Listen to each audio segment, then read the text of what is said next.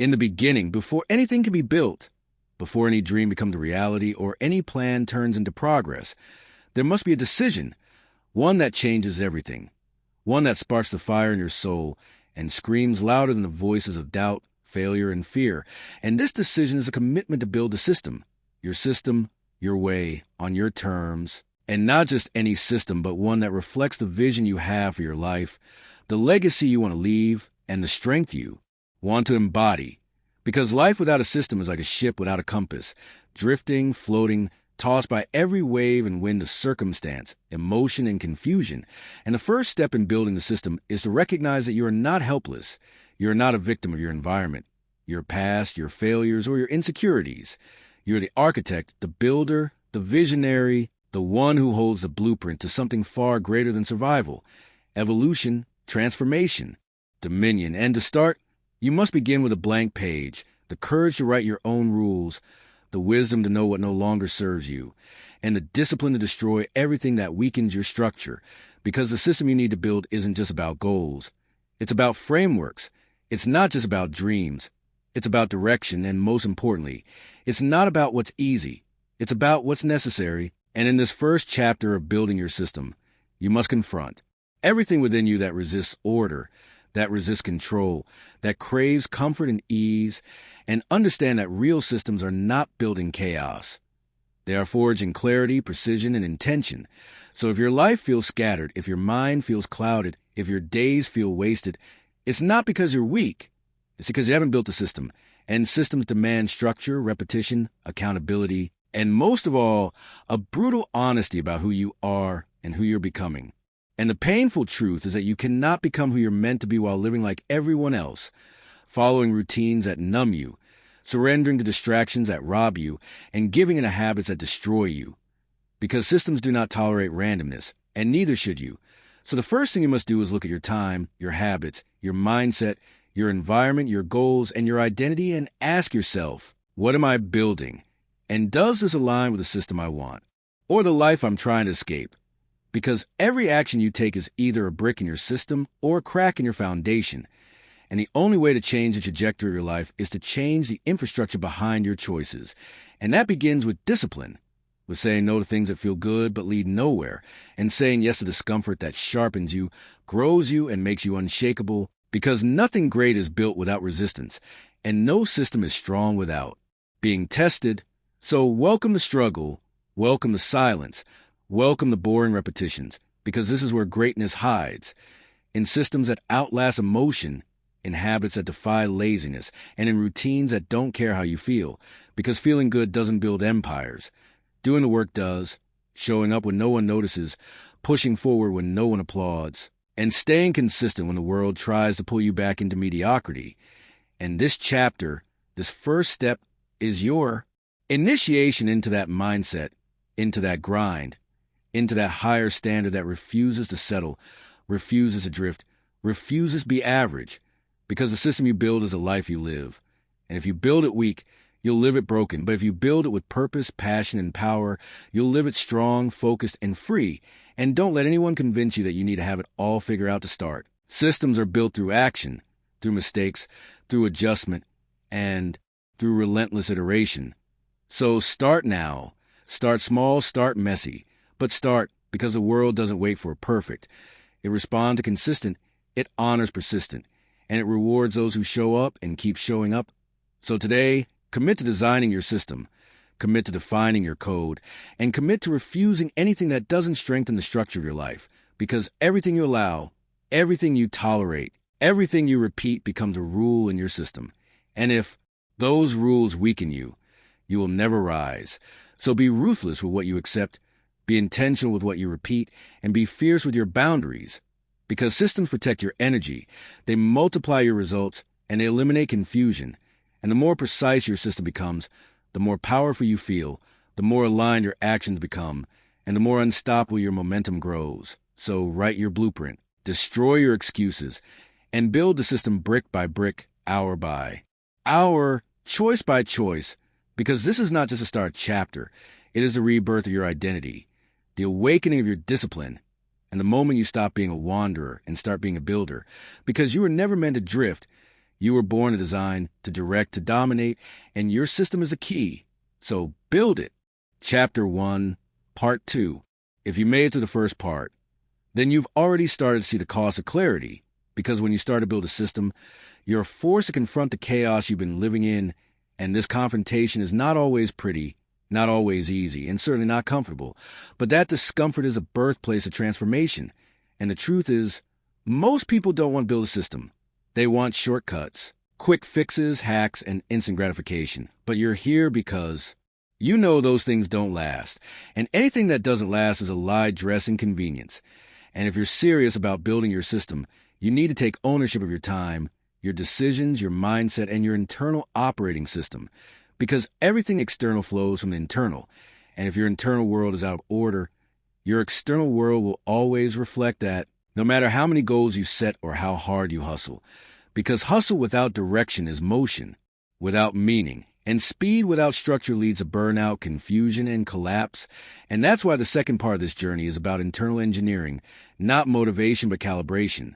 Because you don't need more energy, you need better alignment. And alignment starts with questions, hard questions, uncomfortable questions like, who am I when no one's watching? What do I tolerate that I should reject? What stories am I telling myself that are sabotaging my growth? Because if you want to build something strong, you must first break down everything that's false. And that means facing the narratives you've inherited from parents, society, trauma, or failure, and asking if those stories still serve you, or if they're silently programming your choices. Because systems aren't just built, they're coded, and you've been running on code your whole life, code written by others, and unless you rewrite that code, you'll repeat the same patterns and wonder why nothing changes. So let's rewrite it line by line, habit by habit, belief by belief, because your system must be an ecosystem of empowerment, not a maze of limitations. And that means no more hiding behind excuses, no more blaming circumstances, no more waiting for permission. This is a season of total ownership. And total ownership is painful at first because it demands that you take responsibility for things you'd rather ignore. But responsibility is a foundation of freedom. And once you realize that your life is your fault and your masterpiece, you'll never surrender your power again. And that's the paradox. The more you accept that no one is coming to save you, the more powerful you become. And power isn't about control. It's about clarity, consistency, and courage. And that's what your system needs to be rooted in, not hype, not trends, but timeless values that anchor your days, sharpen your thinking, and sustain your fire. Because without roots, you'll collapse, and roots come from rituals, not random acts of inspiration. And rituals begin with your morning, because how you start your day is how you shape your mind. And if the first thing you touch is your phone, you already outsource your focus. But if you start with silence, breath, gratitude, intention, movement, or prayer, you're telling your system that you run the program, not the other way around. And it doesn't stop in the morning. It continues in how you speak to yourself, how you schedule your time, how you protect your energy, how you recover, and how you pursue what matters most. And this is where most people fall. They treat their goals like wishes instead of commands, their systems like suggestions instead of blueprints, and then they wonder why nothing sticks. But you're here because you're different, because you're ready to build something that can't be shaken, something that survives storms, distractions, and even doubt. And that something is built on one decision repeated 1,000 times. To keep showing up, keep sharpening the system, and keep becoming the architect of your own evolution.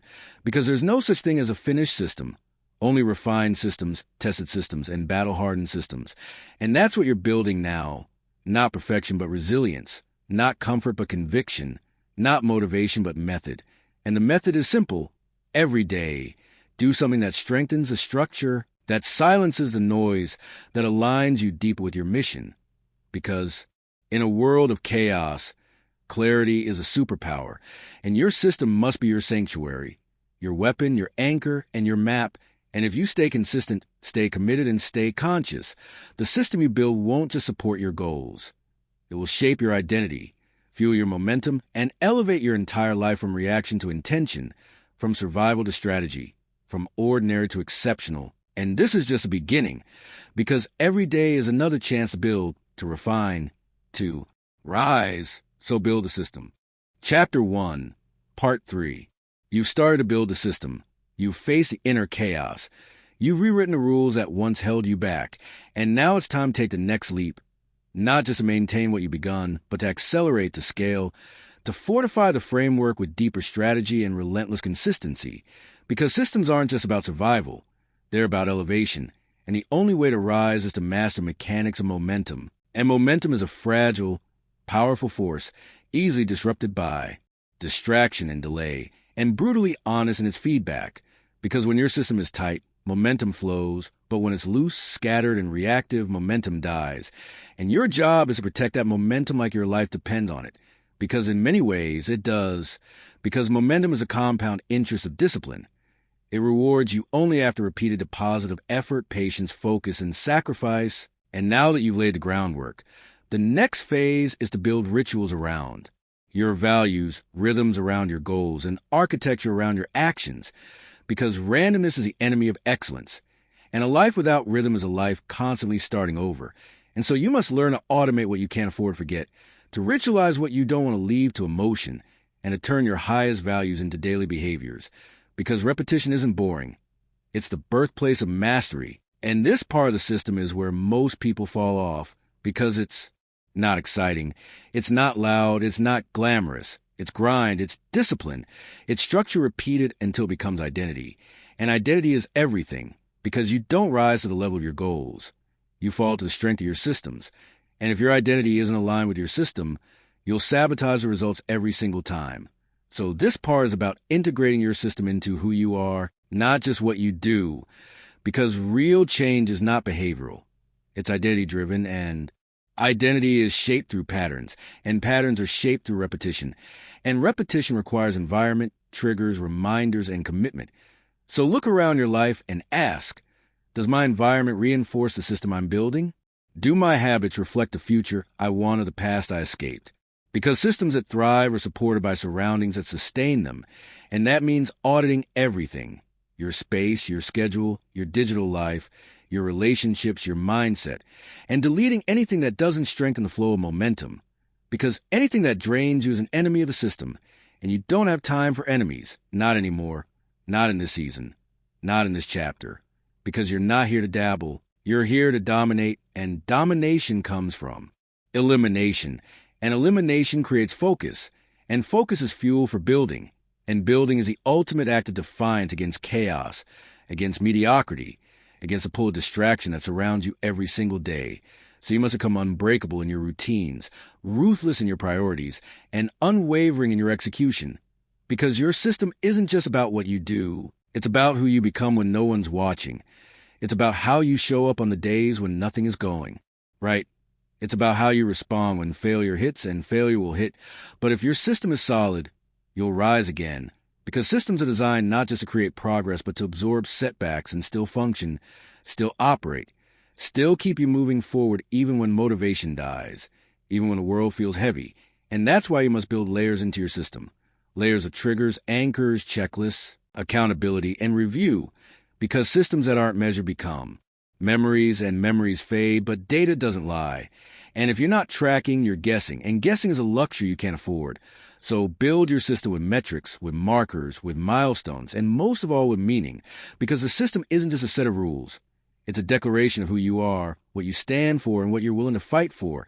And in this part of the chapter, you must fight for rhythm, fight for structure, and fight for the version of yourself that's waiting on the other side of consistency. Because that version doesn't just show up one day. It's built brick by brick, decision by decision, repetition by repetition. And every day you show up for your system shows up for you, stronger, clearer, faster, and more aligned. So don't let boredom break you. Don't let distractions derail you. Don't let temporary emotion override permanent intention. Because your system is your strategy, your strength, and your signal to the world that you are not playing small, not living reactive, and not following the crowd. You're building something sacred, something structured, something that will outlive the highs and lows of daily life. Because the system is your stability, your sovereignty, and your secret weapon. So keep building it with focus. Feed it with repetition. Protect it with boundaries, and honor it with discipline. Because this is how greatness is built, not in a single moment of glory, but in the silent repetition of structure done right, over and over, until your life becomes a reflection of the system you never stopped building. The system you began building in Chapter 1 was a foundation, the internal fire, the reset of your patterns and principles. But now in Chapter 2, the evolution begins, and evolution is never quiet, never easy, never without friction, because to evolve means to outgrow, and outgrowing means letting go, not just of distractions or bad habits, but of entire identities that once defined your comfort zone. Because the system is not static. It's alive, it breathes, it adapts, and if you're serious about building something that lasts, something that leads, something that lifts not just you but everyone around you, then you must treat this next phase as a crucible, a mental forge, where your focus sharpens, your standard hardened, and your life begins to reflect the system you constructed, not the chaos you've escaped. And this part begins with vision, because a system without vision is just motion. It might feel productive, it might look impressive, but it leads nowhere. So you must define what you are building the system for, not just the surface level stuff like more money, better fitness, or status. Those are byproducts, not vision. Because vision isn't about what you want. It's about who you're becoming. And if your system isn't pointed at that version of yourself, then it's misaligned. Because systems are mirrors. They reflect your values, your desires, and your discipline. And if they reflect nothing meaningful, they collapse under the weight of repetition.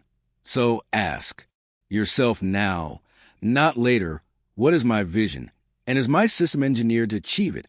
And if not, then this is where the hard pivots begin. Because every system must be upgraded, redesigned, sometimes even torn down to accommodate the next level of life. And that's what this chapter demands. Brutal self-audit, surgical execution, and strategic sacrifice. Because the hardest part of building a system isn't starting. It's evolving. And evolution requires detachment. Because you will outgrow the people who don't grow with you. You will clash with the environments that once made you comfortable. And you'll disturb the rhythms of mediocrity just by committing to excellence. And that will make people uncomfortable, even angry. But your system was never designed to appease others. It was designed to liberate you. And that liberation comes at a cost. Because systems that elevate are systems that isolate. And this part of your journey will feel lonely. But lonely doesn't mean wrong. It means rare. It means focused. It means you're no longer willing to dilute your standards to fit into spaces that no longer challenge you. And that is the cost of expansion. So pay it proudly, because what you gain is clarity, alignment, efficiency, and power. And now we turn to strategy, because a system without strategy is noise, and noise kills clarity. And clarity is oxygen to your goals. So this is where your system becomes intelligent, not just consistent, because smart systems measure, refine, automate, and optimize. And if you're still doing everything manually, still making every decision in real time, still depending on willpower to push through, you're wasting energy that could be used for creation, leadership, and innovation. And so you need to build levers into your life, triggers that activate your energy, protocols that protect your focus, templates that eliminate overthinking, and routines that operate whether you feel like it or not. And this is how high performers think. They don't wake up hoping for motivation. They wake up knowing their system will guide them, even when their emotions try to mislead them. And that's what this chapter is teaching you. To trust the system more than the mood, to commit to the action more than the excuse, and to build your life in such a way that excellence becomes automatic, not occasional. And to get there, you must simplify, because complexity is the enemy of execution. And if your system is too complicated, too rigid, too unrealistic, it will break under pressure. So build with simplicity in mind. Clear inputs, clean habits, short feedback loops, and regular reviews. Because systems that scale are systems that are simple, and systems that last are systems that are sustainable. And that means honoring your energy, respecting your limits, and designing your days with intention. Because you're not just building a system for today. You're building it for decades, for legacy, for impact. And that kind of system must be both strong and flexible, structured but adaptable, relentless yet human. And if you get that balance right, you will find yourself not just growing but thriving, not just achieving but evolving, and not just changing your habits but transforming your entire life from the inside out.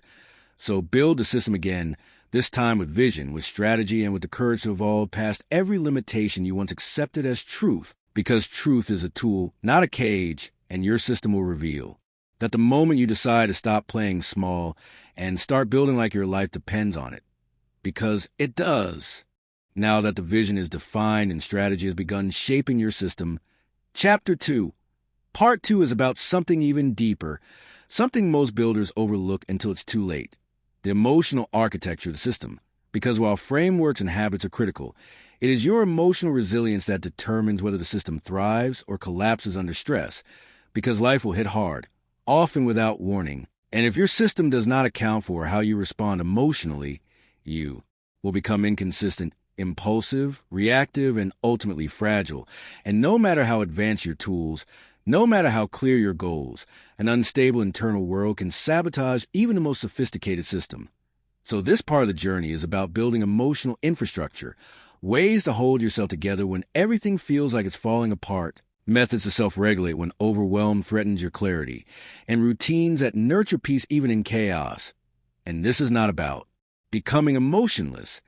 It's about becoming emotionally fluent, understanding your triggers, deciphering your patterns, and building protocols that support rather than suppress what you feel, because emotional suppression is a time bomb in any system. But emotional intelligence becomes a fuel of maturity, adaptability, and unshakable focus.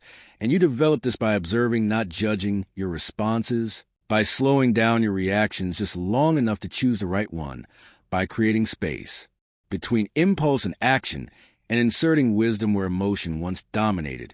And this is where journaling, reflection, mindfulness, breathing, even prayer or meditation become more than practices. They become system upgrades, emotional recalibrations that allow you to navigate high-stress moments without losing control of your system. Because control is not about rigidity. It's about flow with direction, and when emotions spike, direction must not be lost. And so your system must include recovery strategies, emotional fail-safes, reflection checkpoints, and trusted support structures, not to make you weak, but to keep you strong. Because no one builds alone, and emotional support is not a weakness. It's a necessity for sustainability. So define who or what your support is, be it a mentor, a friend, a quiet ritual, or even time in solitude. Because when emotional storms hit, the strength of your system will not be measured by how loudly it performs on your best days, but how silently it endures on your worst. And to build that kind of resilience, you need emotional self-awareness. And self-awareness begins with curiosity, asking why you react the way you do, why certain patterns keep repeating, and what parts of your system are built on fear, insecurity, or ego rather than truth. Because ego is a saboteur dressed in confidence, and fear is a whisper that becomes a command if you let it go unchecked. And the best systems are those that factor in emotional cycles. Not every day will be high energy. Not every week will feel clear. And that's okay, because your system must bend with the season without breaking from the storm. And this emotional architecture becomes your anchor, your stabilizer, the layer of internal grounding that keeps your habits and routines from collapsing the moment motivation runs dry. And in fact, the goal is not to need motivation at all. The goal is to run on purpose, vision, and emotional balance, so that even when life feels out of control, your response does not. And this requires rituals of grounding, daily check-ins with yourself, reminders of why you started, and clear emotional boundaries that protect your peace. Because in the absence of emotional boundaries, your focus is always at risk, and focus is everything in a system. So protect it like currency, and know this: emotions will try to hijack your system, and when they do, you need responses, not reactions. You need scripts, not spirals. You need strategies, not stories, because emotions are data, not commands, and your job is to listen, interpret, and respond, not obey without question. And the more you practice this, the more emotionally anti-fragile you become, able not just survive difficulty, but grow stronger because of it. And that is the ultimate upgrade, when your system doesn't just protect you from breakdowns, but transforms every breakdown into a breakthrough, every setback into strategy, every failure into fuel. And that only happens when emotional intelligence is built into the DNA of your system, not as an afterthought, but as a core pillar. So don't neglect this layer, because if the system you're building can't withstand your emotions, it won't survive your future. And the version of you that's rising will need deeper emotional grounding than the one who started this journey. So build it now, while the fire is still fresh. And let this chapter serve as your blueprint for emotional strength, so that no matter what hits you, nothing can unbuild the system you've chosen to live by. Now that the emotional layer of your system has been set in place, now that you start to understand how to weather the internal storms and not let them dictate your structure, it's time to go deeper into the concept of leverage, because no great system thrives on force alone. It thrives on leverage, the ability to use what you have to produce something greater than you could through effort alone. And leverage is where the smart builders separate from the hard workers. Because while anyone can grind, while anyone can put in the hours and push past exhaustion, true system builders know that time, energy, and attention are limited resources that must be multiplied through strategic choices. And this part of your journey is about identifying and activating leverage points in your life. Places where a single change, a single upgrade, a single connection, a single shift can produce disproportionate results. And this is not about shortcuts. It's about intelligence, because smart systems don't just require more of you. They amplify the best parts of you, and that starts with understanding your unique strengths, your peak productivity hours, your highest ROI actions, your natural zone of genius, and engineering your system around them. Because it's not about doing more. It's about doing what matters most at the right time in the right way, and cutting everything else that dilutes your momentum. So ask yourself right now, what am I doing out of obligation, habit, or insecurity that's eating my time without moving me forward?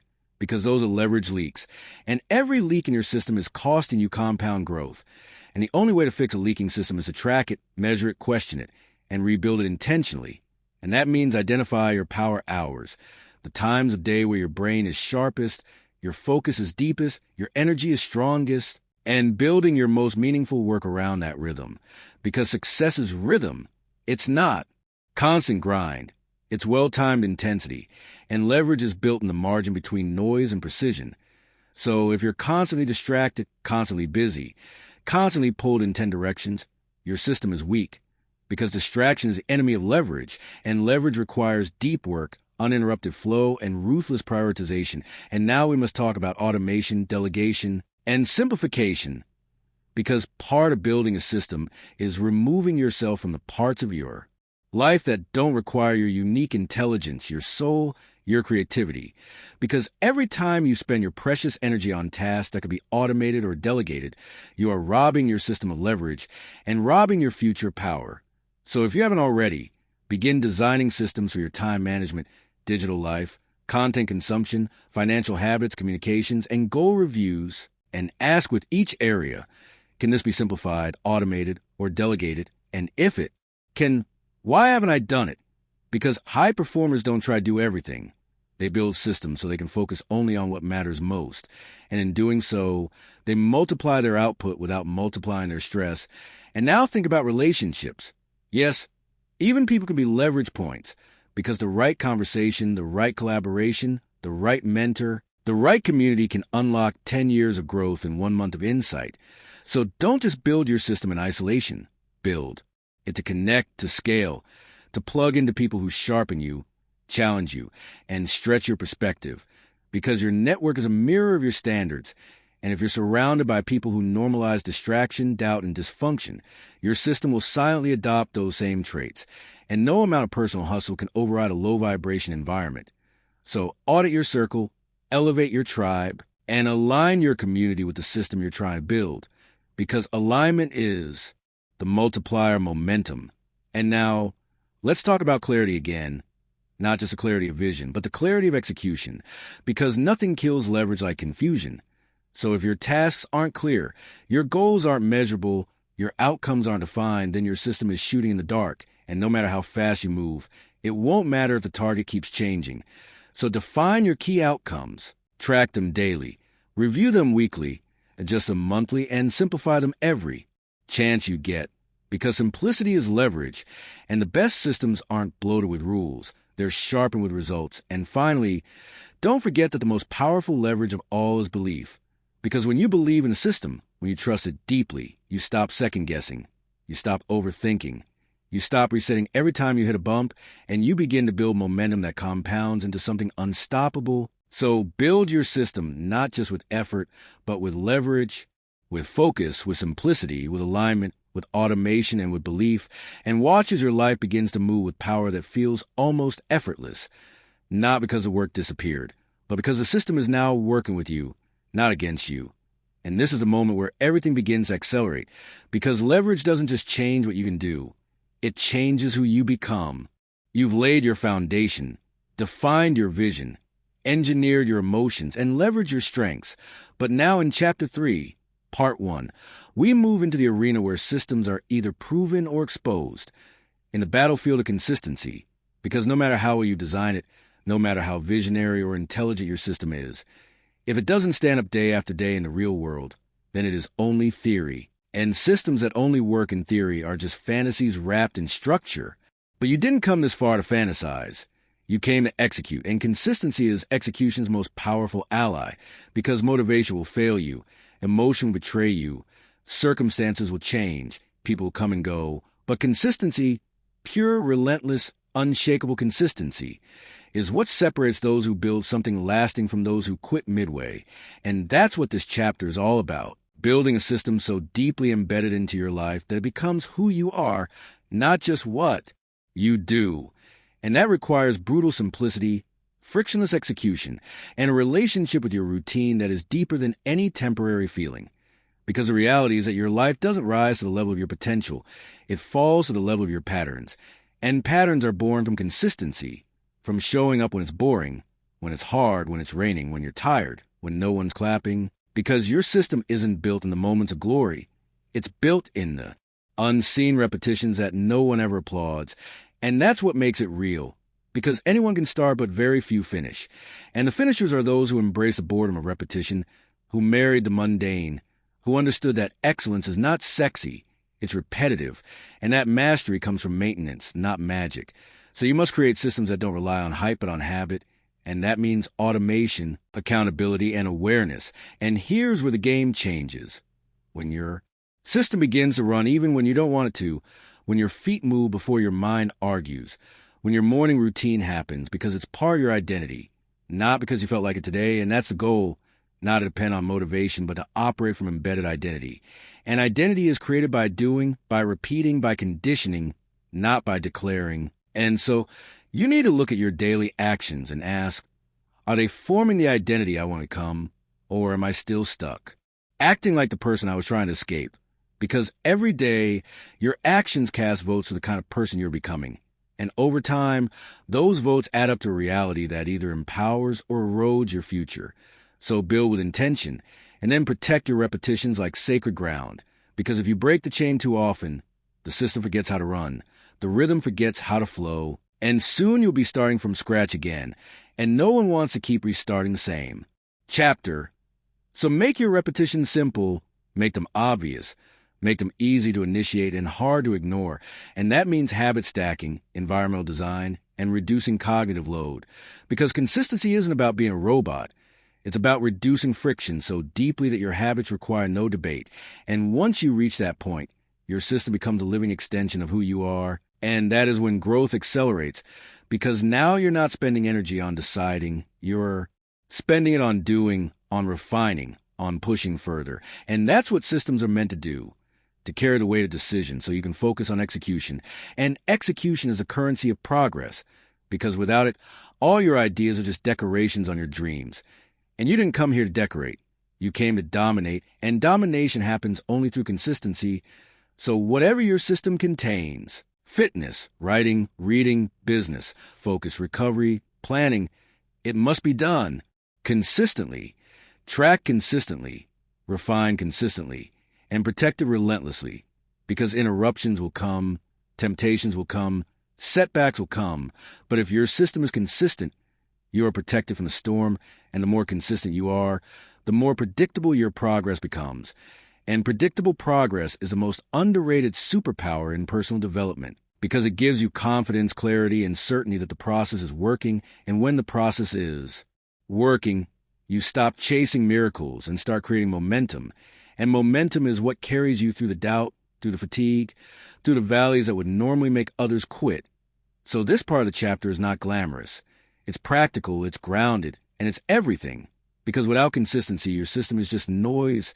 So commit again, even deeper this time, and let the world fall in love with your results while you stay married to your repetition.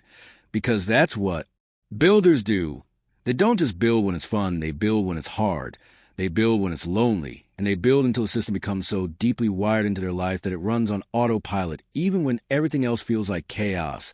So build it, repeat it, protect it, because this is the system that changes everything. Now that you've anchored your system in consistency, now that repetition has become your rhythm and identity is being forged through daily action, it's time to elevate the complexity of your system, not by adding more, but by layering intention into what you're already doing.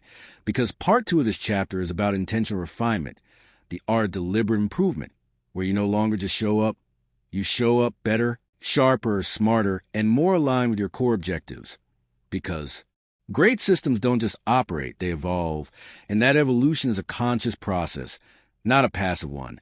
And it starts with review, with feedback, with the quiet moments where you step back and ask, is this working? And if not, why? And what could be done differently?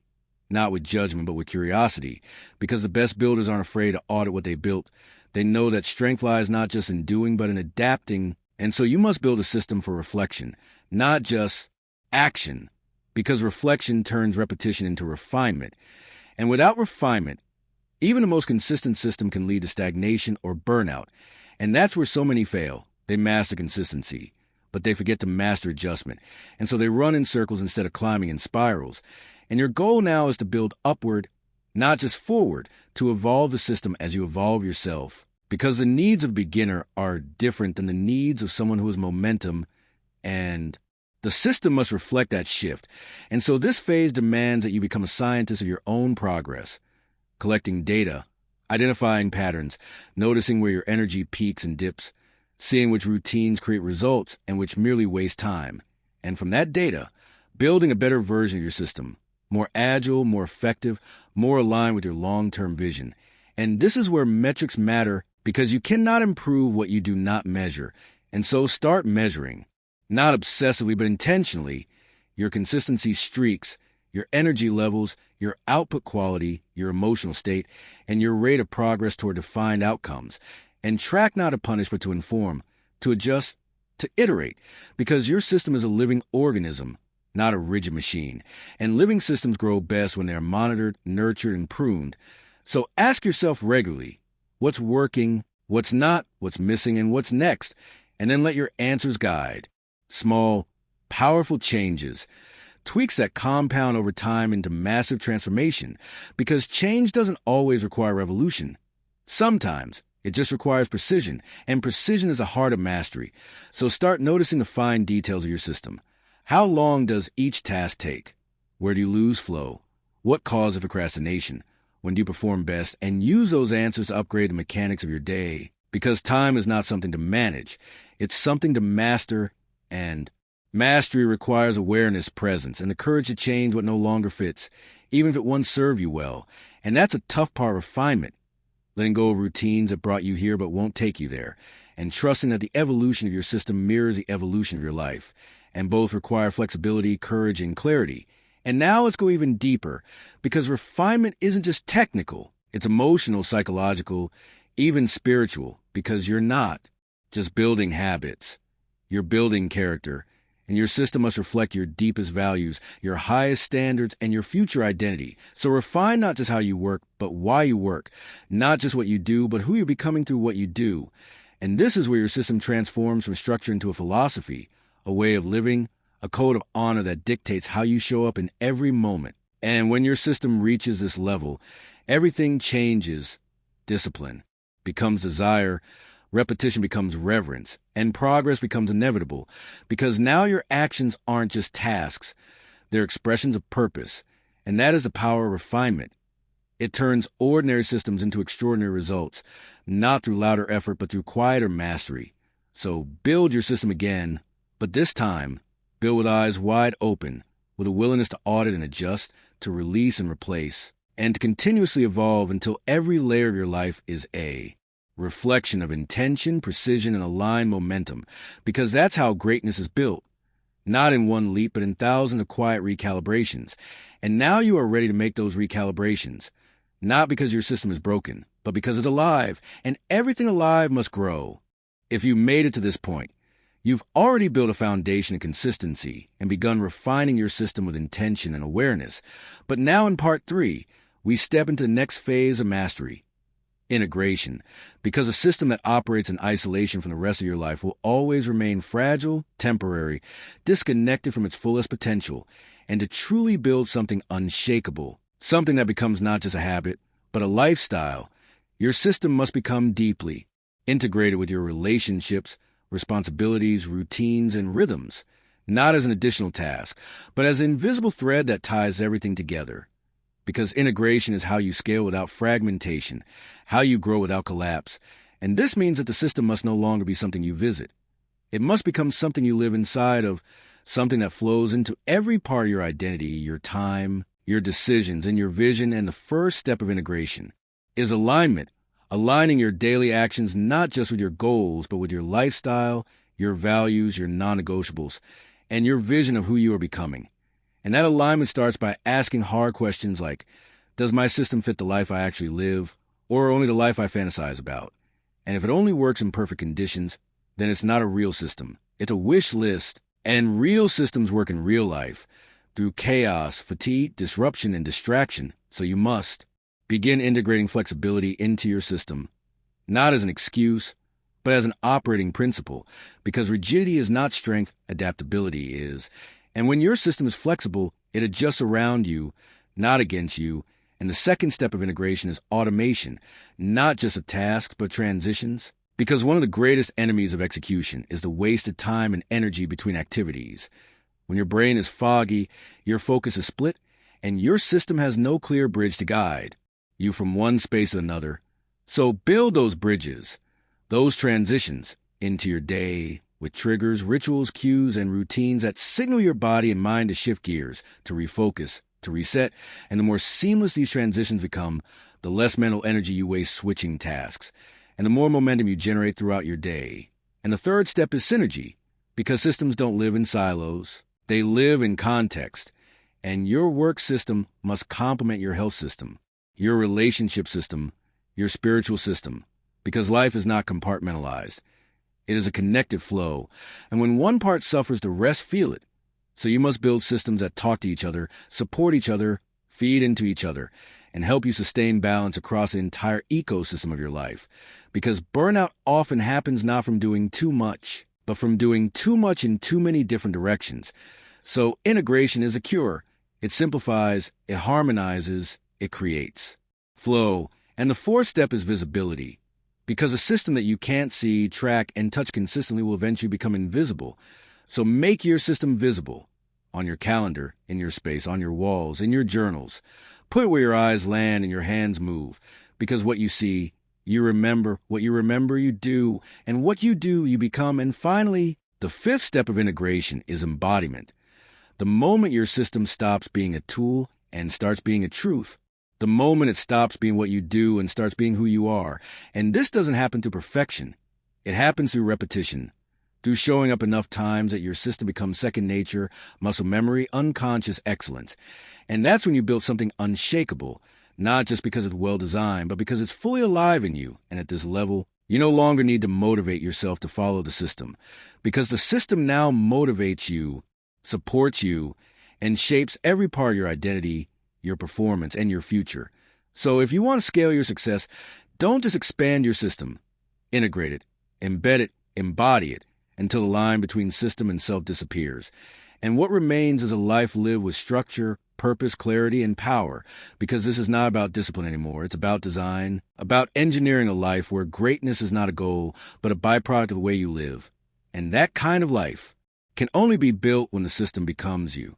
At this point in your journey, you've moved from constructing the framework of your system to refining its rhythm and integrating it into your identity.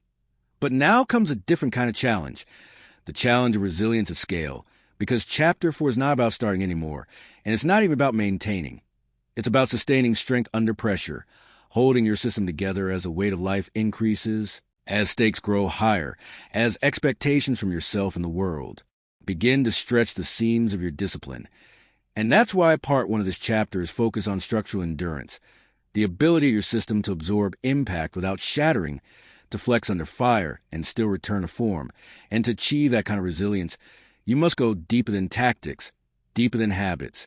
You must explore the philosophies and beliefs that hold your system in place when the routines are disrupted, because disruptions will come. That is not a question. And in those moments, systems built on trend will collapse. But systems built on truth will endure.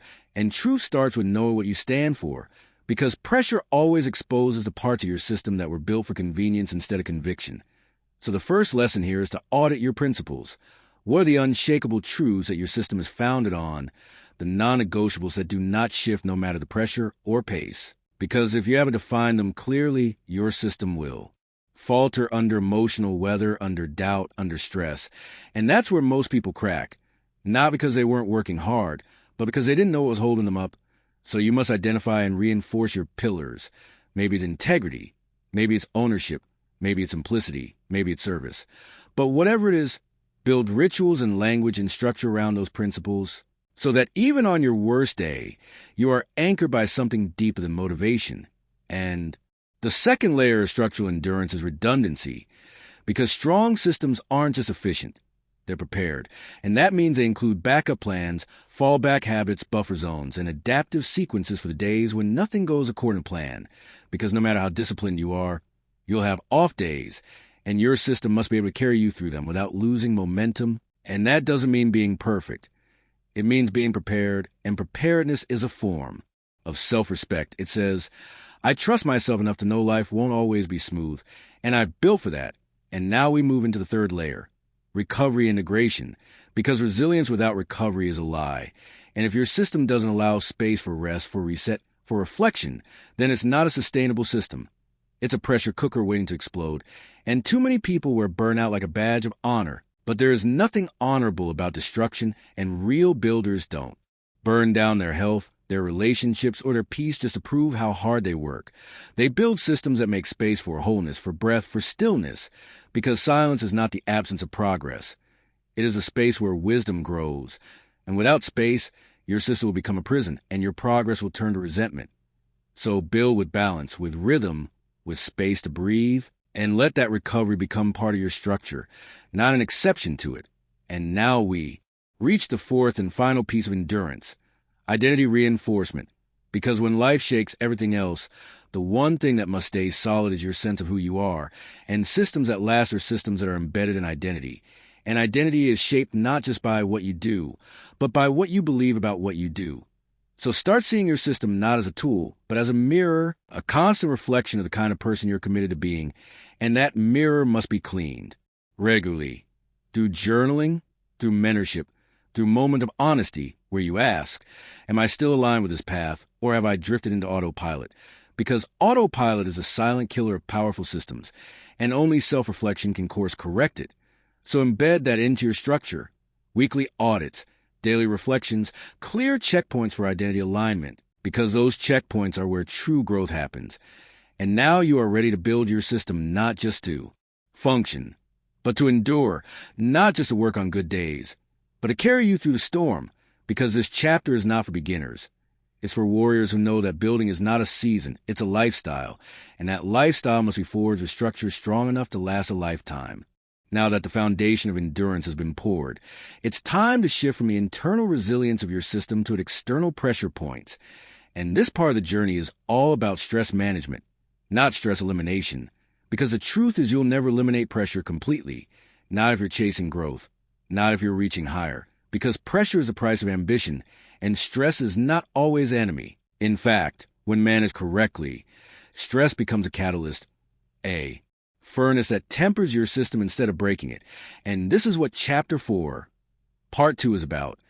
Transforming stress into strategy, learning how to build a system that doesn't just survive the weight, but uses it to generate strength. And to do that, you need to understand the three forces that turn stress into strength: perception, processing, and protocols. And it starts with perception, because stress is not just about what happens to you.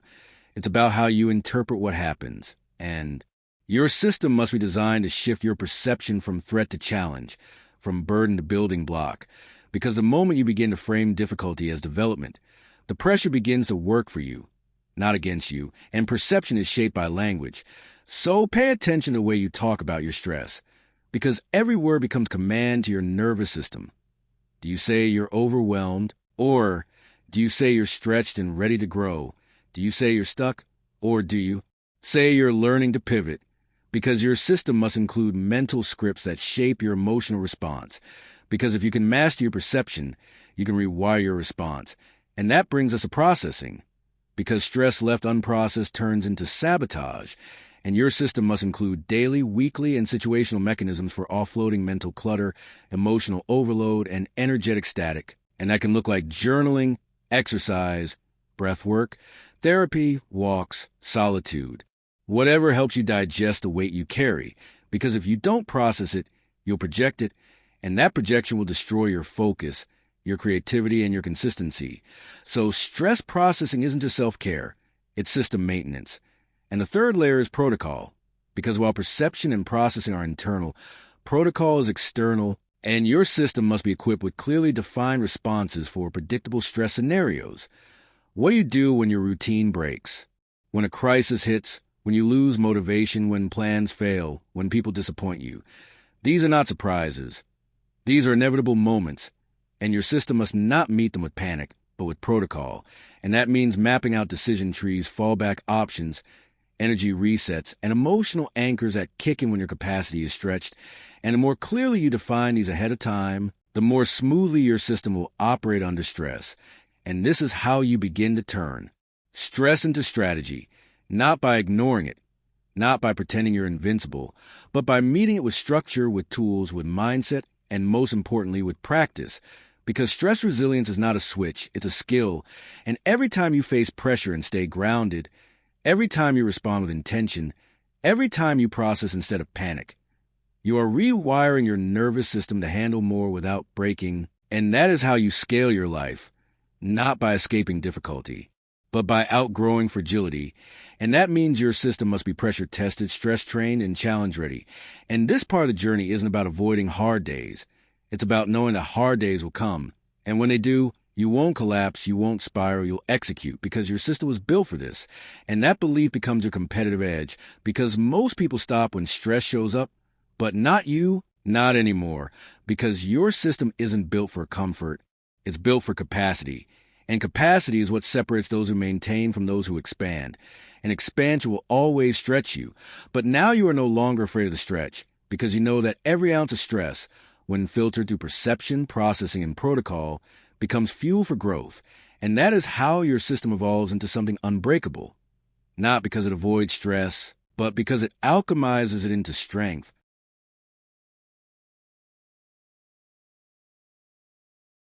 As your system matures through resilience and begins to harness stress as a resource, the next essential element to engineer into its framework is a concept of long-term sustainability. Because what good is a powerful system that cannot last? What good is rapid progress if it burns out before it builds legacy? And in Chapter 4, Part 3, we step into the often overlooked truth that longevity is the final test of greatness. Because speed is exciting, hustle is glorified, but endurance, true, meaningful, deeply rooted endurance, is what builds dynasties. And to create a system that sustains over years, not just seasons, you must shift from intensity to rhythm, from sprinting to strategizing, from force to flow. And that shift begins with understanding that sustainability is not about doing less. It's about doing smart. And smart begins with energetic alignment, the practice of mapping your output to your natural energy cycles. Because everyone has peaks and valleys, and your system must align to those rhythms, or else it will constantly demand more than you can sustainably give. And so you must ask yourself, when do I feel sharpest? When do I feel slow? When does focus come easily? When does fatigue set in? And build your most important tasks, your creative output, your physical training, your deep work during the energy peaks, and allow for delegation, rest, or light tasks in the valleys. Because when your system matches your biology, sustainability becomes effortless. And then you must address life design, because your system doesn't exist in a vacuum. It exists within your lifestyle, and if your goals demand habits that clash with your reality, no amount of discipline will save you. So instead of forcing routines that don't fit, redesign routines that support the life you already live. Integrate your habits into your existing flow. Build workout time around your commute. Use family meals as connection and check-in rituals. Turn commutes into audiobooks. And make every micro moment serve your macro mission, because that is how systems become sustainable. They embed into life, not interrupt it. And now you must master the art of momentum maintenance, Because long-term success is not about never losing momentum. It's about knowing how to regain it fast. And that means building rituals for recovery, reset, and reconnection. Because everyone gets tired, distracted, or derailed. But those with strong systems don't stay down. They bounce back because they've created checkpoints, grounding habits, and accountability mechanisms that shorten the time between failure and flow. And this is your advantage. You don't just build momentum. You build a path back to it. And that makes you unstoppable. And now, let's go even deeper into purpose anchoring, because sustainability without meaning is hollow, and even the best designed system will start to feel mechanical if it isn't connected to something that matters. And so, this part is about revisiting your why, not once, not yearly, but weekly, even daily, reconnecting with the mission, the identity, the future version of you that the system is serving, and every action you take must become a reminder that you are building something bigger than the task itself. Because when tasks feel meaningless, motivation fades. But when they're tethered to purpose, they gain emotional gravity. And that's what sustains you when everything else feels mundane. And finally, we end this part with the critical truth of evolution over time. Because sustainability doesn't mean static, and your system must grow with you. What worked this year might not serve next year. So review monthly, audit quarterly, and reinvent yearly, because a living system is a learning system. And the moment your system stops adapting, it starts decaying. And your job is not just to maintain, it's to evolve, to stay agile, to stay curious, to keep asking. What's next? What needs refining? What needs removing? What needs replacing? And then making those changes without hesitation. Because this is a mindset of lifelong builders. They're not attached to a version of their system. They're loyal only to what works, what lasts, what grows. And that is your task now, to honor what got you here, but build what will take you there. Because the system you need today is not the system you'll need in 5 years. And your strength will come from your willingness to upgrade without ego, to let go of what no longer serves, and to commit fully to the future. Because that's how you build a system that doesn't just succeed. It sustains, evolves, and carries you forward through decades, through seasons, through storms, through life itself. And that is what true power looks like. Sustainability without compromise, success without burnout, impact without exhaustion, and a life where your system quietly, powerfully does what it was designed to do, carry you all the way to your highest self, year after year, without fail. You've built the system with structure, you've tested it through pressure, you've refined it through self-awareness and integrated it into your daily life. And now it's time to unlock the next level, the power of momentum. Because while vision is a starting point and resilience is a backbone, momentum is the lifeblood, the invisible force that takes a system from functioning to flourishing, from crawling to flying. And in Chapter 5, Part 1, we begin the transformation from effort-driven progress to energy-fueled acceleration. Because momentum changes everything. It makes hard tasks feel effortless. It turns consistency into instinct. It allows you to produce more in a week than most do in a month. Not because you're trying harder, but because your system is aligned, flowing, and compounding in the right direction. And to generate momentum, you must first understand that it is not found. It is created, and it starts small, almost invisibly, with a single intentional action. Repeat it until that action becomes a spark, then a flame, then a fire that fuels every part of your routine. And the first key to building momentum is the ignition ritual, a short, powerful set of actions that signals to your mind and body. It's time to move, and this can be as simple as putting on your shoes, making your bed, opening your laptop, reviewing your goals. But it must be done with intensity, with presence, with conviction, because how you start determines everything. And once you build a ritual that initiates action, you begin stacking wins. And that brings us to the second key, win stacking, because momentum isn't about big victories. It's about small wins multiplied rapidly, day after day, task after task. And every time you check something off, every time you complete a session, every time you say no to a distraction or yes to a hard thing, you're casting a vote for progress. And over time, those votes build self-trust. And self-trust builds momentum. And the third key is feedback looping, because momentum can't survive in a vacuum. It needs reflection. It needs recalibration. It needs data to keep pointing in the right direction. And that means building daily or weekly feedback mechanisms into your system, journals, performance reviews, accountability check-ins, habit trackers, anything that allows you to look back and learn, to notice what's working and double down, To identify what's slowing you and adjust, because blind execution leads to burnout, but feedback-fueled execution leads to exponential growth. And now we unlock the fourth key, emotional reinforcement. Because momentum isn't just logical, it's emotional, and you must link your progress to your purpose. You must feel the energy of your forward movement and celebrate it, even if silently, because every time you associate momentum with identity and purpose, you give your system emotional gravity, and that makes it stick, that makes it grow, that makes it feel like something you crave, not something you force. And the final key is relentless protection, because the enemy of momentum is interruption, and once you build it, your job is to guard it fiercely, because momentum is fragile in its early stages, and one bad habit, one day of drifting, one careless decision can undo a week's worth of progress. So you must protect your space, your time, your focus, your boundaries, and your energy like it's sacred, because it is. And momentum doesn't just make you faster, it makes you stronger, smarter, and more certain. And certainty is where transformation begins to feel inevitable. And that is what this chapter is about. Not just getting better, but getting faster at getting better. Not just building systems, but accelerating the results of those systems until you enter a state of movement where every step forward feeds the next, where motivation becomes irrelevant, and movement itself becomes its own fuel. And once you feel that, once your system carries you forward, without push but with pull, you've entered a new level. And this is where life begins to compound, not by chance, but by design. Because now you're not just building the system, you're flying inside of it, with momentum now alive in your system, accelerating your progress and anchoring your identity.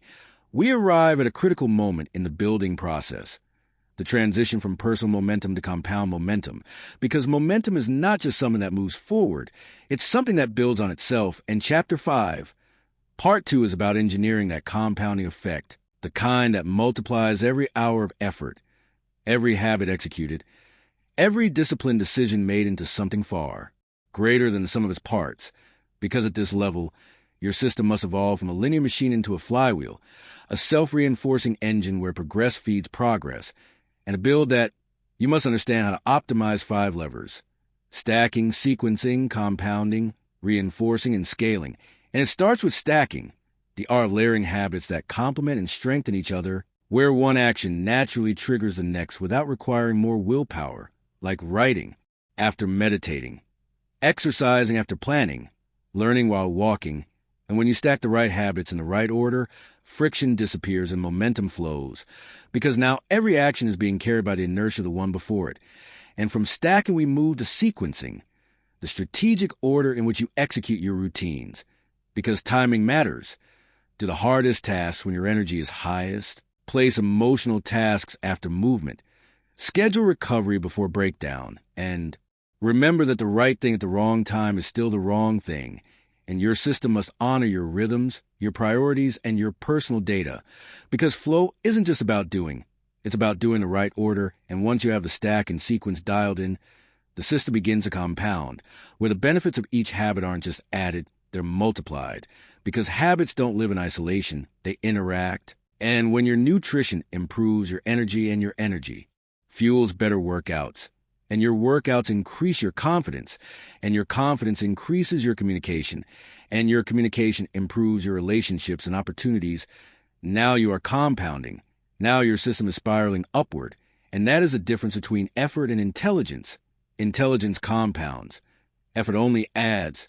And the fourth lever is reinforcement, because even the strongest momentum fades without intentional reinforcement, and your system must include rituals of reinforcement, reviewing your wins, reflecting on your progress, visualizing the end result, updating your goals, and making success visible and celebrated, even if privately, because what you reinforce, you repeat, and what you repeat, you master. And finally, we reach the fifth lever, scaling, because once your momentum is compounding, the system must grow with it, not in complexity, but in capacity. And scaling is not about doing more. It's about doing more of what matters with less resistance. And that means automation, delegation, simplification, and optimization at every level, from your calendar to your energy to your communication systems. And it means creating assets, playbooks, templates, workflows, tools that remove friction and multiply efficiency. Because a scaled system is a liberated system, one that frees you to focus on the highest value, Highest alignment work without being trapped in the mechanics of maintenance. And once you're scaling, your momentum becomes unstoppable. Because now it's not just you. It's your environment, your tools, your routines, and your people working with you, for you, and through you. And this is the inflection point. The place where your system stops feeling like something you operate and starts feeling like something that propels you forward without you having to constantly manage it. And that is the essence of compound momentum, where your habits create growth. Your growth amplifies performance. Your performance attracts opportunities, and your opportunities open doors to even more aligned growth. And now you're not just moving fast. You're moving upward exponentially, and with systems that's optimized, you're not just building a life that works. You're building a life that scales, that compounds, that accelerates toward a future most people will never experience. Not because you have more time or talent, but because you understood the science of momentum and mastered the art of building a system that never stops building you. Now that you've ignited personal momentum and engineered its compounding, the final layer of this chapter turns inward once again, into the heart of what drives consistent action when no one is watching, no applause is coming, and motivation is long since faded.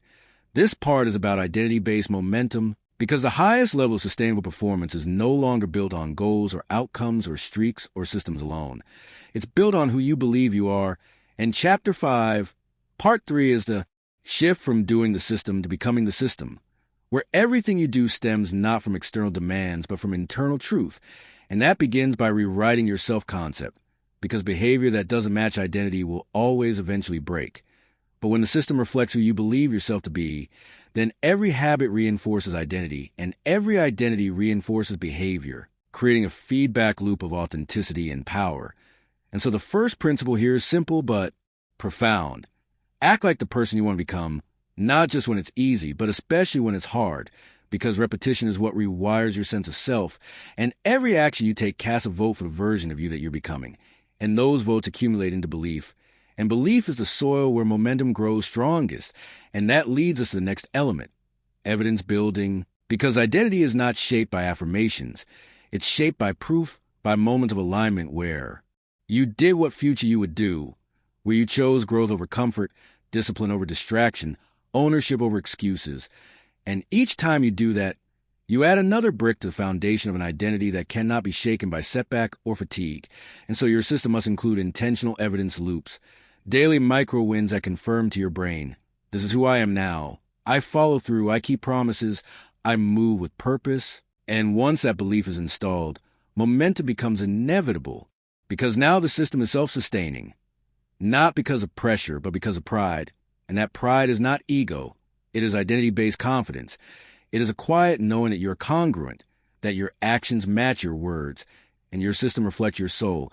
And now we deepen that through self-image rituals, ways to visually and emotionally connect to the version of yourself that you are building. And this could mean vision boards, or journaling future wins, or tracking your heroic moments, or even using language that frames your habits in identity-based terms.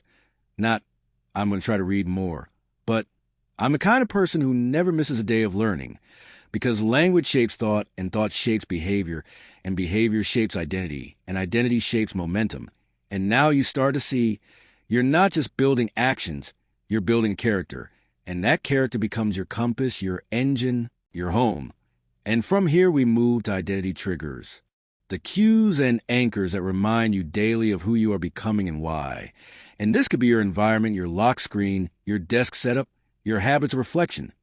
Anything that pulls you back into alignment quickly, because the speed with which you return to identity after a setback determines how long momentum is disrupted. And now we reach the final layer, identity expansion. Because once momentum is tied to identity, it will push you toward consistent growth. And eventually your self-image must expand to contain the new levels of performance, responsibility, visibility, and impact that you are achieving. And if you don't consciously upgrade your self-image, your subconscious will sabotage your progress to return to comfort. So your job is to continuously ask, who am I becoming next? And how do I begin to live like that version today? Not when I get there, but now. Because the only way to grow into your future is to begin acting as if it's already yours. And when your system operates from that level of identity-based truth, you unlock a kind of momentum that no external force can stop. Because now you're not chasing results. You're expressing who you are, and that is the most powerful force of all, because systems can be optimized, habits can be designed, feedback can be measured. But when identity becomes the engine, you don't just move forward, you evolve, and that evolution is permanent, self-reinforcing, and ultimately transformative. After building the foundation, refining the structure, reinforcing it with resilience, and powering it through momentum and identity, we now arrive at the sixth and perhaps most pivotal pillar in the evolution of your system: alignment with purpose. Because a system that runs efficiently but lacks direction is still heading nowhere. And in Chapter 6, Part 1, we shift our focus toward the most powerful fuel you can inject into your system: clarity of purpose. Because once your system is aligned with a mission that matters to you, not just intellectually but emotionally, spiritually, and deeply personally, then you no longer need external motivation, reminders, or rewards, because the fire to keep building burns from within. And to build that level of alignment, we must begin with the core question: why are you building the system at all? And that is not a surface question. It's one that requires uncomfortable honesty, emotional excavation, and the courage to admit what truly drives you. Because without purpose, your system will always require force to function, but with purpose, it begins to flow with energy and meaning. So take the time now to strip away the noise and ask, what am I really trying to create through the system? Security, freedom, impact, legacy, healing, excellence, transformation, contribution. And don't just pick a word, define it, feel it, embody it, and build your system around it. Because clarity is not just about having answers. It's about asking the right questions relentlessly until those answers rearrange how you live. And once you've clarified your purpose, the next step is translating purpose into design. And that means reverse engineering your goals, routines, environments, and daily choices so they reflect your why. Because if your daily schedule doesn't align with your purpose, your system is in conflict with your soul, and that conflict will erode your energy, create resistance, and eventually lead to collapse. So begin mapping. How does my morning serve my mission? How does my work schedule reflect my core values? How do my health habits enable me to show up for what matters most? And build each layer of your system as an extension of your purpose. Because only then will it become sustainable, meaningful, and magnetic. And from there we enter the third dimension of alignment: values integration, where every behavior, boundary, and decision becomes a reflection of what you stand for. Because alignment isn't just about productivity, it's about integrity. And systems built in integrity don't fracture under pressure, because they are whole. They're congruent, and that congruence creates peace, and peace creates power. And so your next task is to define your values: honesty, growth, service, mastery, loyalty, discipline, creativity, faith. Whatever they are, give them structure in your system. Give them a place in your schedule. Give them expression in your actions. Because values without structure remain wishes. But values built into your system become anchors that hold you steady in any storm. And once those values are active, we move to purpose-based decision-making. Because life will always throw you crossroads, distractions, and detours. And your system must include a decision matrix that filters every opportunity through your purpose. Does this choice move me closer to or further from my mission? And the clarity of that question removes indecision, guilt, and regret, and replaces it with decisiveness and calm. And now the final piece of this part: alignment rituals. Because alignment is not a one-time event. It's a daily practice, and your system must include space for reconnecting with purpose through journaling, prayer, meditation, reflection, or whatever practice pulls you back to center. Because when life gets chaotic, it's not systems that save you, it's clarity. And when clarity is embedded in your daily operating rhythm, your system becomes unshakable and your progress becomes unstoppable. Because now you're not just checking boxes, you're fulfilling your mission, living your truth, honoring your deepest self. And that's when the system becomes sacred, not just efficient, but essential. And that is what you are building now: a system aligned with your highest purpose, powered by meaning, and structure to carry you forward not just with momentum, but with soul.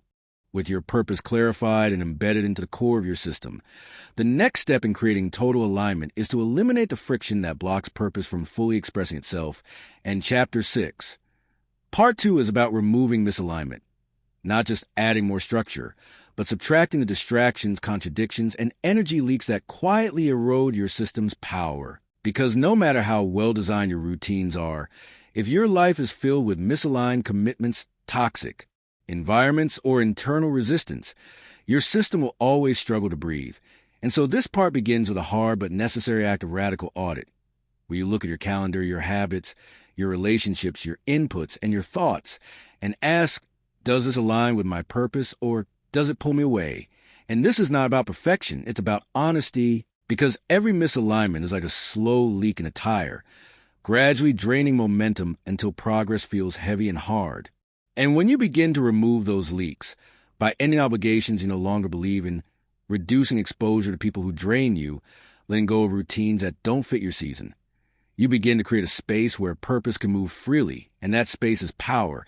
And once you've audited, the next layer is detoxing your inputs, because your mind is a processor, and what you consume determines how you think, and how you think determines what you build. So your system must include a strategy for protecting your mind from noise, distraction, outrage, manipulation, and fear. And that means curating your media, pruning your social feeds, reading content that uplifts and challenges, and surrounding yourself, physically and digitally, with environments that make you stronger, not weaker. And when your inputs are clean, your decisions become clean. And that's when clarity sharpens into conviction. And now we go deeper into environmental coherence, because alignment doesn't just live in your thoughts. It lives in your space, and if your physical environment contradicts your purpose, your nervous system will always feel conflict. So bring order to your space. Declutter, optimize, design for flow, remove friction, create visual anchors that reinforce your mission, and let your space reflect your standards, because your environment is not neutral. It's either pulling you up or holding you down. And the more intentional you become with your environment, the more aligned your system will feel, even on autopilot. And now we must confront the emotional layer of misalignment, identity conflict, because sometimes the greatest misalignment is not in your habits or space, but in your self-image. And if the identity you hold is smaller than the purpose you're trying to fulfill, sabotage will follow. So part of this work is forgiving your past, releasing the stories that no longer serve, and giving yourself permission to step into the bigness of your purpose unapologetically. And that means saying no to smallness, no to false humility, no to pretending you don't want more. Because purpose doesn't live in shame. It lives in ownership. And when you own who you are and what you're here to do, your system aligns at a soul level. And now the final layer of the section, boundary enforcement. Because aligned systems require protection. And that means learning to say no clearly, calmly, and consistently to anything that threatens your purpose. And that includes distractions, unnecessary obligations, and even versions of yourself that no longer fit. And boundaries are not walls. They are gates. And your system must include firm yet flexible boundaries that guide what gets your time, energy, and attention. And when those gates are working properly, purpose becomes protected. And when purpose is protected, power builds effortlessly. And this is the essence of alignment, not just in vision, but in removal, not just in building more, but in removing less. Because what remains when misalignment is gone is focus, strength, clarity, and unshakable integrity. And that is the system you are now constructing, not just designed but purified, not just powerful but precise, not just productive but deeply, truly aligned with who you are and what you were born to build. With the distractions removed, your inputs curated, and your internal and external life purified for clarity, we now arrive at the final dimension of alignment, integration. Because the deepest form of alignment is not about planning your purpose, speaking your purpose, or even acting on your purpose occasionally. It's about living it daily, effortlessly, consistently, and with emotional congruence. And that is what Chapter 6, Part 3 is all about, turning alignment into lifestyle, embedding your purpose so deeply into your identity, decisions, routines, and presence that it no longer feels like something you pursue. It feels like something you are. And to reach this level of integration, you must first practice what I call embodied alignment, which is a full expression of your values and mission through your body, language, energy, and behavior. And this requires daily presence, because integration cannot happen in autopilot. So begin by asking yourself in the smallest of moments, am I aligned right now? Is the way I'm standing, breathing, speaking, acting, and responding in alignment with the person I'm becoming and the purpose I've committed to? Because when alignment is embodied, it becomes contagious. People can feel it, trust it, follow it, and most importantly, you trust yourself more, and that self-trust is the engine of consistency. And now from embodiment, we move to alignment through rhythm, because purpose doesn't just live in big decisions. It lives in rhythm, in daily cadence, in the quiet systems that sustain us. And this is where your calendar becomes sacred, not because it's filled with tasks, but because every block of time is now a reflection of your purpose. Your mornings begin with renewal. Your afternoons are focused on your highest output. Your evenings slow down into presence and recovery.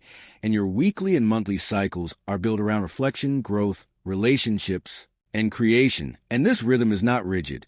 It's alive, but it's guided by intention. And when intention governs rhythm, burnout dissolves, and you experience a flow state of purpose. And then we step deeper into micro-integrations, the small habits, rituals, and environmental cues that remind you throughout the day who you are and what you're building, like the background image on your devices, the way you prepare your coffee, your walk to work, your transition from one task to another, your journaling prompt at night. All of these become micro-anchors, each one a thread that weaves your purpose through the fabric of your life. And now you begin to realize alignment is not one big act. It's thousands of tiny ones, repeated with love and clarity until they become the architecture of who you are. And that's when you move into the final state of integration, emotional resonance, where your system no longer feels like something you execute. It feels like something that fulfills you, because when your daily actions and your soul are in conversation, when your effort and your essence are speaking the same language, life stops being a grind and starts becoming an offering, and your system becomes not just a machine of progress, but a symphony of presence, meaning, and self-expression. And from here, your results accelerate not just because of momentum, but because of harmony. And harmony is the highest form of power, because it brings with it peace, creativity, conviction, and joy. And now you've built more than a system. You've built a way of being, a state of existence where your routines don't just support your goals. They are the embodiment of your deepest truth. And from that place, you no longer fear falling off track, because your track is not fragile. It's who you are. It's encoded into your movements, your speech, your decisions, and your rest. And that is how you win, not through force, but through full spectrum alignment, where your system is not separate from your soul, but one and the same. And this is the moment you've been working toward: total integration, permanent alignment, a life that builds itself through the daily ritual of being fully, unapologetically, and powerfully you. Now that your system is fully aligned with purpose, identity, and execution, the next evolution is expansion, not just scaling what works, but building a structure capable of holding greater volume, greater velocity, and greater vision. And in Chapter 7, Part 1, we begin to shift from internal mastery to external leverage. Because if you've built your system correctly up to this point, then you've already noticed something powerful. Your capacity has grown, your clarity has sharpened, your confidence has solidified. And now it's time to use that growth as a platform for something even bigger, because systems are not just tools of survival. They are vehicles of scalability. And this part begins with the understanding that scaling is not about doing more.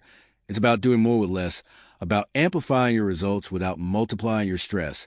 And that begins with a powerful mindset shift. Stop thinking like a solo performer and start thinking like an architect, a leader, a builder of systems that run even when you don't.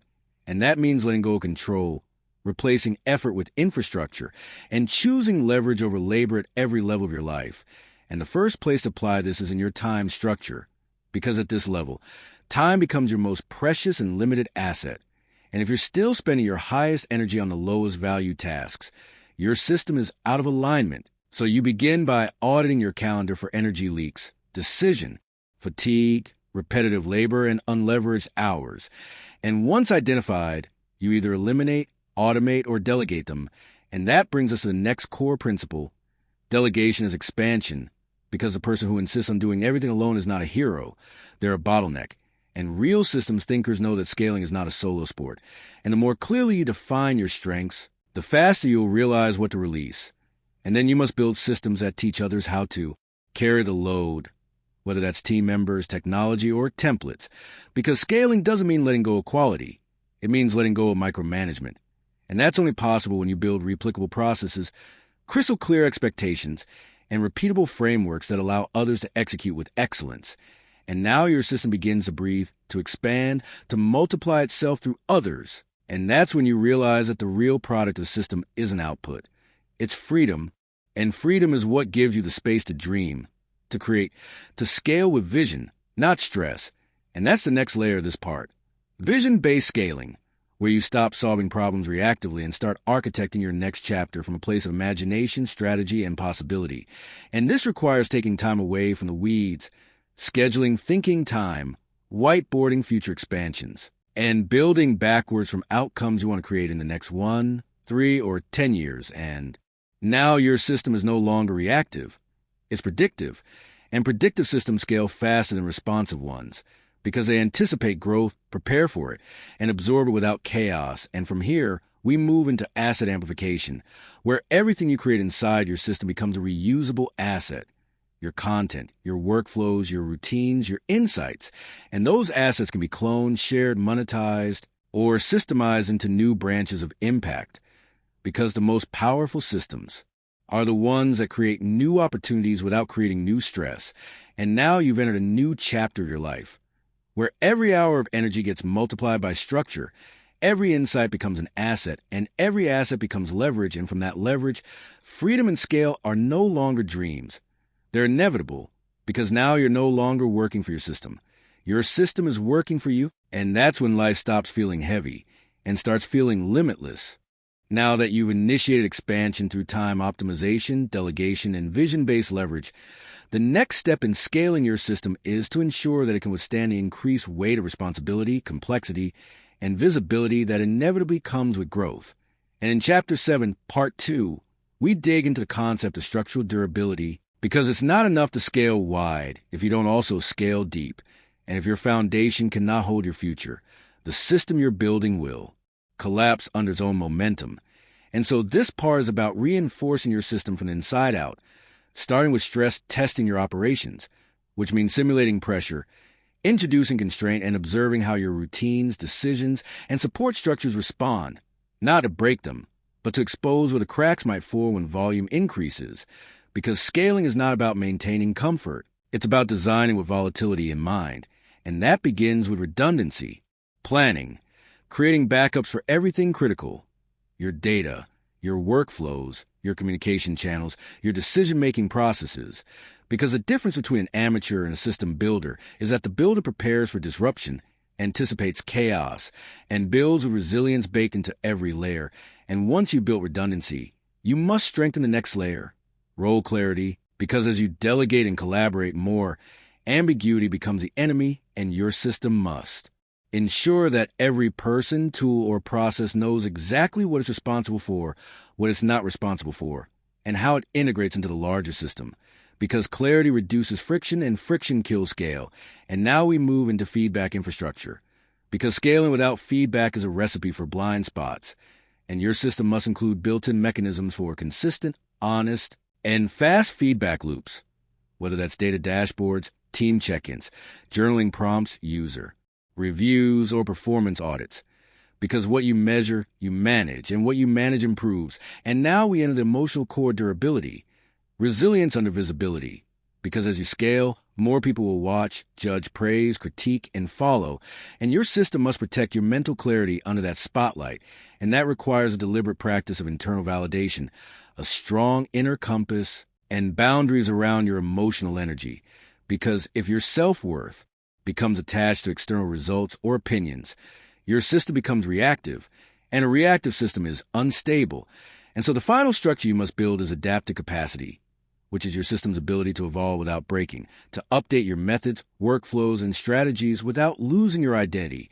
And that means embracing change not as a threat, but as an inevitability, and designing your life to include regular reflection cycles, where you question, update, reimagine, and reintegrate new insights. And when all these layers are in place, resilience, redundancy, role clarity, feedback, emotional boundaries, and adaptability, then your system is no longer just scalable, it's sustainable. And no matter how wide you grow, how many projects you take on, how many people you lead or serve, the integrity of your system holds strong. And that integrity is what allows you to lead from a place of peace, not panic, confidence, not chaos. Because the system is no longer fragile. It's anti-fragile, built to grow stronger under pressure. And that is the difference between those who burn out and those who break through. And now you're in the latter category, building not just for now, but for decades, not just for success, but for legacy. And now, we arrive at the final chapter, not an end, but a return, not a finish line, but a new beginning. Because by now, you've done far more than simply build a system. You build a life that builds itself. And this chapter is about weaving together every thread we've pulled from within you, every strategy, mindset, ritual, breakthrough, and identity that's been forged through the fire of intention. And as this audiobook closes, you must understand something vital.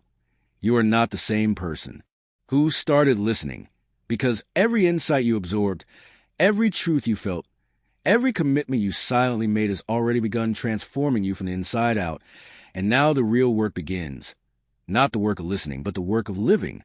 Because systems don't succeed because they're perfect. They succeed because someone decided, truly decided, to become the kind of person who doesn't stop when it's hard, who doesn't wait for clarity to take action, who doesn't compromise when it comes to who they're becoming. And that someone is you, because this book wasn't about theory. It was about awakening the part of you that always knew you were meant for more, and not just more results or more success, but more alignment, more peace, more fire, more freedom. And now you hold the blueprint to all of it, because you didn't just learn how to set goals. You learned how to install identity. You didn't just learn how to be productive. You learned how to protect purpose. You didn't just build a system. You became the system. And now you walk differently, speak differently, decide differently, because you're no longer waiting on life to give you permission. You built the infrastructure that carries your mission forward with or without applause, with or without motivation, with or without guarantees. And that is true freedom. The kind that no economy, no algorithm, no setback can take away, because it lives inside you now. And so as you walk forward from this moment, do not look for another book to give you the answer. Look inward and execute what you already know. Reflect back on these chapters, not as information, but as ignition. Revisit the habits, the systems, the rituals, and recommit not once, but every single day, because mastery is not found in intensity. It's found in consistency, in showing up again and again until your system becomes second nature and your vision becomes reality. And if ever you feel lost again, start where you are, build from what you have, and trust what you've built, because you are no longer the student. You are the builder, the leader, the architect of everything that comes next. And from here, nothing is out of reach, because you don't just hope, you build, you don't just try, you install, you don't just grind, you evolve. And now the world isn't waiting on you to become ready. It's waiting on you to take your place, and the tools are already in your hands. The fire is already lit inside you, and this is the moment where you decide to not just live, but to lead, not just survive, but to shape, not just react, but to build the system that builds a life you were born to live, and you already have, and you will again and again and again, until one day someone else is watching you from a distance, wondering how you move with such clarity, how you lead with such calm, how you seem so built. And in that moment, without saying a word, you'll be the proof that this was never just a book. It was the blueprint. And now it lives in you.